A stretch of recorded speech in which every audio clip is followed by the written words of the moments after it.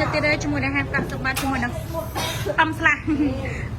សូននឹង3ចាហាក់តែចង់ឆោមែនទេតែយប់ក៏ដល់ក៏នៅតែមានជនពេញណែនហាងតាមដល់បងប្អូនគ្នាចាំសម្រាប់បងដែលគាត់ចង់បានជាមួយនឹងប្រភេទម៉ូតូ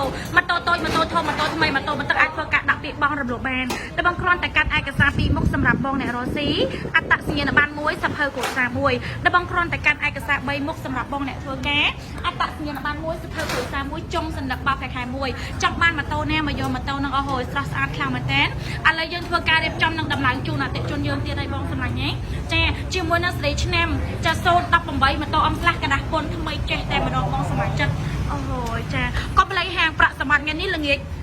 យកថ្ងៃសុកមកណាយកថ្ងៃសុកគឺពេញណែនហាងដដែលថ្ងៃនេះរៀងតក់មួយបានប្រហែលជា10គ្រឿងជាងដែរបងណាចាអរគុណច្រើនមែនតើសម្រាប់ការគ្រប់គ្រងពីបងបងអ្នកគ្នាជូនពរបងហេងឲ្យទីបានបងណាចាញ់ទៅទៀតហើយ